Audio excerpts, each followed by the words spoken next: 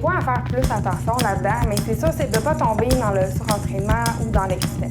Mais c'est très, très difficile de faire comprendre à un athlète que ça presse pas.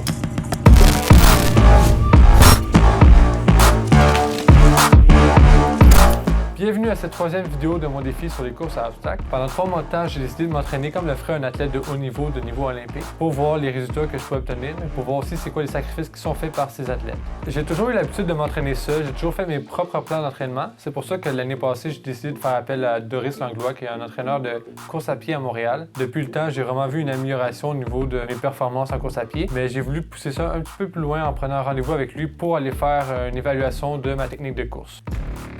Alors, mon nom est Doris Langlois, basé à Montréal. Je m'entraîne beaucoup à la montagne et à l'Université McGill. Entraîneur de course à pied depuis une trentaine d'années, mais coureur depuis plus de 40 ans. Donc, tu vas faire la même chose à plusieurs reprises. On va te filmer sur différents plans. Je vais te dire que j'en ai assez. Parfait. Là, on regarde ça, on en discute. Le jog pour commencer. J'ai commencé à courir à 14 ans. J'adorais ça. À la base, lorsque j'étais coureur jeune, je voulais faire autre chose que être éducateur physique ou entraîneur. Mais j'ai tellement aimé ça au départ et j'ai tellement eu l'exemple de mon premier coach, Paul-Émile Lafrance, qui était prof d'éducation en même temps qu'être coach. J'étais parti pour être en administration. J'ai complètement bifurqué pour faire kinésiologie à l'Université de Sherbrooke, pour après devenir kinésiologue. Et lorsque je suis venu à Montréal en 99, j'ai déniché un emploi dans un club sportif ici au centre-ville. Et de fil en aiguille, en plus de faire de l'entraînement privé, j'ai commencé à coacher des coureurs. Maintenant, je fais presque juste faire l'entraînement de course à pied. Le premier point à considérer, et possiblement, d'après beaucoup de monde, sinon la majorité, où est-ce qu'est ton pied par rapport au corps lors du contact au sol? OK. Dans le sens où est-il? Est-ce qu'il est beaucoup en avant, un peu en avant, en dessous du centre de gravité ou du centre de masse, qui est presque les hanches? Fait que si on reprend ça ici, toi, tu touches un petit peu en avant de trop. OK. Je pense que tu pourrais l'améliorer un peu. Tu aurais beaucoup moins de risque de faire mal. Et deux, ça coûterait moins cher. La majorité des coureurs, ils font des événements, même si ce n'est pas tout le monde. Et certains coureurs viennent au groupe, ils n'ont pas de programme. D'autres coureurs ont un programme, ils ne viennent pas dans les groupes d'entraînement. D'autres qui font les deux. Il y a des coureurs qui viennent pour des services individuels, comme voir ce qui arrive au niveau technique ou parler de préparation d'événements ou en général, qu'est-ce qu'ils devraient faire pour progresser ou ainsi de suite. Le deuxième point, c'est ton tibia. Lorsque le pied touche le sol, est-ce qu'il est en positif?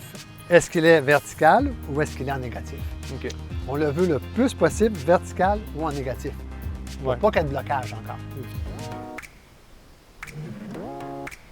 Suite à l'évaluation avec Doris, on a déterminé 2 points à travailler. Le premier, c'est le running lunge et le deuxième, c'est la course nu-pied ou sans soulier. Ça va aider pour l'overstriding, le tibia négatif, la force d'impact moins élevée et la cadence va augmenter. Comme n'importe quel exercice technique, c'est pas d'en faire une tonne, c'est de le faire souvent.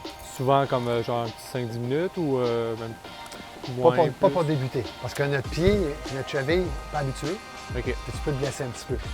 Je commencerai par 30 secondes. Première erreur que j'ai faite, c'est de vouloir en faire trop tôt comme tout le monde. Et mon premier cobaye a été mon frère, qui était pratiquement plus jeune que moi. Puis je faisais faire la même chose que je faisais à l'époque. J'avais peut-être 17 ans, puis lui 13 ans. Évidemment, c'était bien trop. Il était très, très bon en 1 mois ou 2 ou 3, mais après, complètement arrêté, je n'ai plus jamais fait ça. Je me suis toujours souvenu de ça. Mais c'est très, très difficile de faire comprendre à un athlète que ça presse pas. L'athlète est tout le temps hâte d'avoir des résultats, puis il veut souvent brûler des étapes. Quand c'est possible, j'essaie de participer aux entraînements de groupe de Doris. Il y a beaucoup d'excellents athlètes qui s'entraînent avec lui, donc c'est vraiment motivant. J'ai vraiment l'impression d'aller un peu plus vite que quand je m'entraîne seul, sans mettre nécessairement plus d'efforts à l'entraînement. Là, tu vas t'entraîner peut-être un petit peu plus, peut-être un peu mieux. Tu vas t'assurer que tu vas mieux récupérer en dormant mieux, j'imagine en mangeant mieux, en faisant une routine personnelle à toi pour travailler différentes choses au niveau musculo-squelettique, peut-être un petit peu de préparation mentale. Donc, tout ça ensemble peut faire une grande différence pour la tête, surtout s'il y avait des lacunes dans 1 ou 2 ou 3 facteurs. Si tu étais déjà des points relativement bien ou forts pour toi, tu n'auras pas une grosse différence. Mais si c'était toutes des choses que tu négligeais, là, tu vas avoir une grande différence. 3,19. 3,27. Je viens de finir un entraînement à intervalle en sentier. Qui dit augmentation du volume dit risque de blessure. J'ai des petits bobos qui apparaissent ici et là. Rien de programme encore, mais c'est pour ça que j'ai pris rendez-vous avec Lison Gagné, ma chiropraticienne, pour aller vérifier ça puis s'assurer que je suis prêt pour la course extrême qui a lieu assez bientôt. Donc, mon nom est Lison Gagné. Je suis chiropraticienne depuis 2007. J'aime beaucoup la course à obstacles, L'entraînement style CrossFit. Je fais beaucoup de yoga, en fait. J'en fais quotidiennement. C'est sûr que je vais faire aussi de la course en santé. Fait qu'en gros, c'est pas mal les sports que je pratique de façon régulière, en tout cas. C'est un petit peu en courant hier pendant les intervalles. C'était vraiment comme dans un moment où j'étais plus en haute intensité. Là, les bobos que j'ai en ce moment, c'est plus comme random. J'ai toujours une petite crampe qui apparaît ici, puis l'intérieur des mollets. Fait que, les deux côtés ou ouais, plus les deux côtés. Les bénéfices de la chiropratique pour la course à pied puis la course à obstacles, en fait, il y en a plusieurs. Ça peut aider pour la récupération. Ça peut aider aussi pour la prévention de certaines blessures parce que c'est certain que si le corps est désaligné tant au niveau de la colonne vertébrale que les articulations périphériques, mais ça peut faire en sorte que quand on va courir ou on va faire des obstacles, mais le corps ne fonctionne pas aussi bien. Donc, en fonctionnant pas aussi bien, on se met évidemment plus à risque de blessure.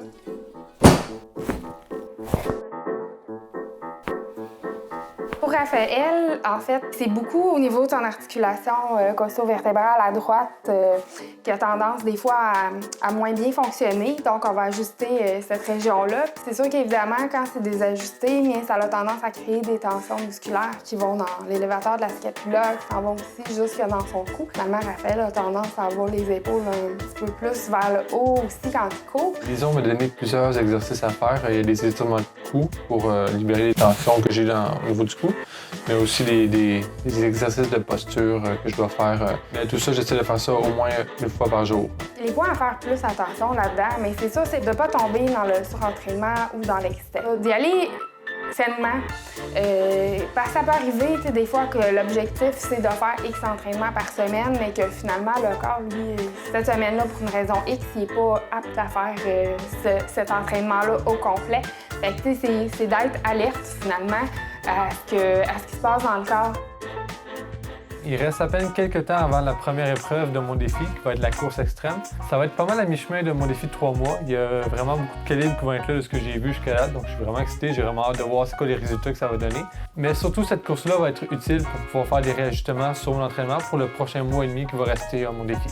Je vais probablement aller refaire un tour aux entraînements de groupe prochainement. Et pour tout ce qui est prévention, douleur ou ajustement, je vous conseille vraiment Lison comme chiropraticienne. C'est la référence dans le milieu. Si vous avez déjà fait une course, vous avez probablement vu son kiosque. Donc, elle a l'habitude de traiter les gens du milieu. 127.